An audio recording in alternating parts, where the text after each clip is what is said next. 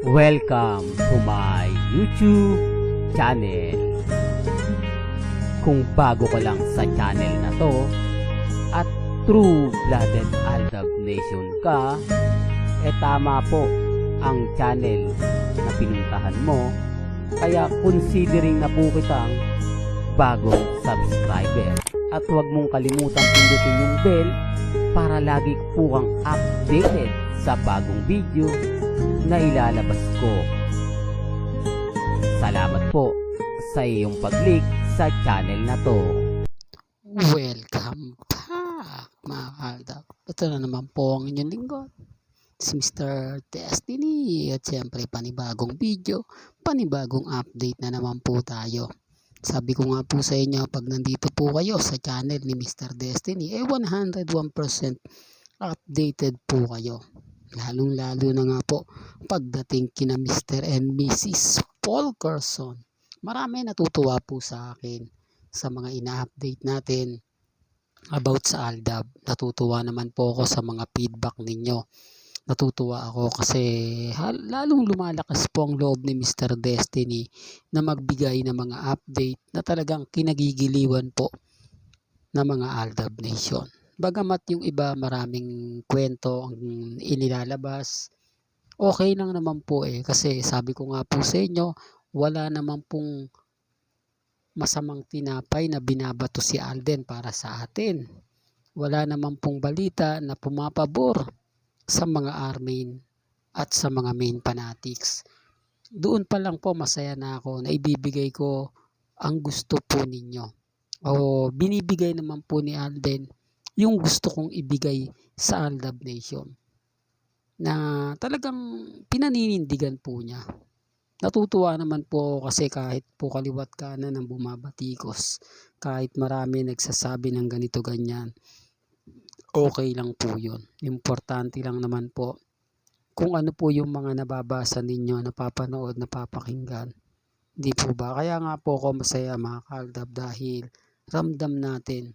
ramdam natin yung presensya nga po ng Aldab Nation. Kaya nga sabi ko sa inyo, kung gusto nyo lang naman po ng update, kung gusto nyo lang naman po ng mga kaganapan, abay okay lang. Importante lang naman po kasi yung mga nangyayari. Di po ba? Kaya ang daming kwento, ang dami pong mga pahayag na sinasabi ng iilan. Pero masaya po ako. Lalo na nga po pagdating kina Alden at kay Mengay. Lalo na po ngayon na tinatapos lang daw po o nakakakuha na tayo ng mga magagandang update, feedback sa gustong simulan ng Eat Bulaga. Simulan ang pagbabalik ng Aldab na kung saan nga po talagang kakagati na naman po ng mga netizen. Kahit sabihin po nila mga Aldab na hindi na daw magkiklik sina Alden at si Main, wala naman pong problema Normal lang po yung mga basher na yan. Normal lang po yung mga ganyang feedback. Kasi una sa lahat, yung feedback po na sinasabi nila na si Alden never na magkakagusto ganito ganyan. Hindi po ba? Gumawa ng pelikula sina Alden at si Catherine.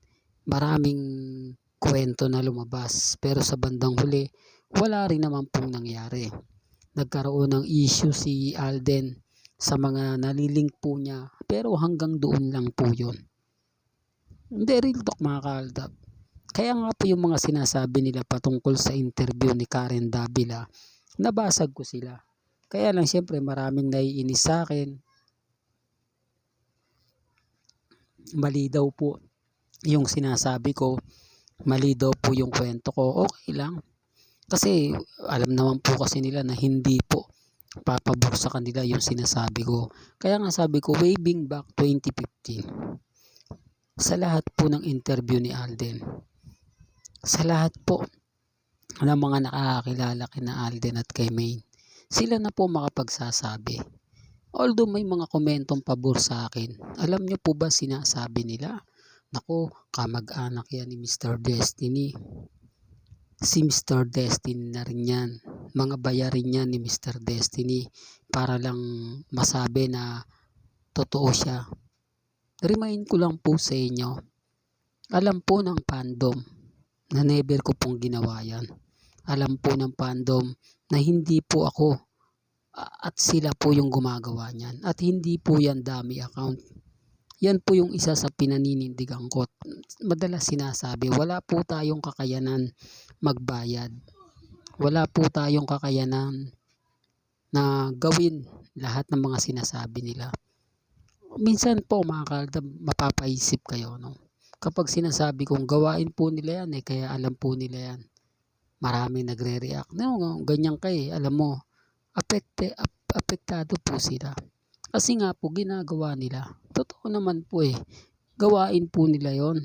Kaya nga ako, sabi ko nga po sa inyo, pagdating sa mga bagay-bagay na ganyan, relax lang ako. Sa mga bagay-bagay na ganyan, kalmado at kampante lang ako. Pero okay lang, darating din naman po yung point mga kaaldab na never pong magpapa-apekto o never pong magpapatalo si Mr. Destiny pagdating sa ganyan. Hindi, real talk to mga kaaldab. Kaya sa mga nagsasabi na fake news ako, lahat ng sinasabi ko hindi totoo, wala pong problema yon. Basta ako mga kaaldab, masaya po ako sa mga napapakinggan natin. Masaya po ako sa mga ibabalita natin. Hindi po ba? Kaya relax lang. Tignan nyo na lang po natin yung mangyayari at magaganap. Tignan na lang po natin kung ano po yung mangyayari sa paglapit ni Jennifer kay Alden Richards. Marami kasi nagkukwento na hindi daw po ito matatanggihan ni Alden Richards. Dahil sa totoo lang po, talagang gusto rin din po ni Alden Richards na bumalik na rin po siya sa mga ganyan pa. Di po ba? Namimiss din po yan ni Alden. Sabi ko nga niya po sa mga interview, gustong gusto niyang bumalik. Gustong gusto niyang makita uli. Lalo na po ngayon na talagang maraming project si Alden Richards na production. Kasi matitigil na po talaga yung teleserye niya. Yan naman po yung goal talaga ni Alden Richards. Aminin man po o hindi ng ibang mga Alden fanatics. Ang totoo po, ayaw na ni Alden ng teleserye. Ang gusto niya po, pelikula. Mas gumawa ng maraming pelikula, gumawa ng mga international na movie. Pero po yung mga teleserye, ayaw na po ni Alden yan. Sinasabi ko ito mga kaaldab. Kaya nga po, ang laki ng respeto o ang laki ng pagbabago. Tignan nyo yung Cold Cray. Mga artista po na laos na kaibigan ni Alden Richards. Pasensya po sa salitang laos na. Pero yun po yung totoo Pansinin nyo yung mga feedback. Pansinin nyo yung mga sinasabi. Pansinin nyo yung mga nagiging komento ron. O bakit yan ang kinuha? Hindi na naman yan sikat Laos na yan. Dapat ang kinuha ni Alden Richards o ng GMA Kapuso, yung mga talagang bigating artista. Yung talagang masasabi mo 101% na talagang bumubuhay.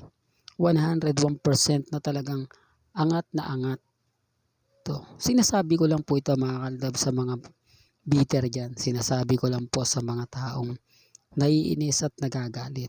Kaya common sense na lang po sa mga taong affected sa mga sinasabi ko. Affected sa mga pinapaliwanag ko. Importante lang naman po, masaya po ako. Importante lang naman po, gusto ko po yung binabalita ko. Hindi po ako dinidiktahan. Hindi po ako tinuturuan. Kaya sabi ko nga ito yung pagkakaiba ng bumaliktad na. Ito yung pagkakaiba na ipinipilit pa rin po ang gusto nila. Kaya sabi ko sa inyo, Aldab pa rin po ko since 2015. Wala po magbabago yan. At never po akong magbabago. Taliwas po sa mga nababasa ninyo at komento ng iilan. Hanggang dito na lang po ang ating latest updates. Kaya kung gusto nyo pa po ng pinaka-latest at sariwang update, abay tumutok lang po kayo dito po sa channel ni Mr. Destiny para updated kayo sa mga latest at sa mga bagong video po na ilalabas po natin maya-maya lang. Kaya kung bago ka lang sa channel na to at isa kang true-blooded Aldab Nation, na nagmamahal kina Mengge at Tisoy, tama po ang channel na pinuntahan mo, kaya consider na po kitang bagong subscriber. At huwag mong kalimutang i-share ang mga video po natin sa mga mamis, sa mga titas at sa mga senyor. Hanggang sa muli, salamat po sa panonood at pakikinig.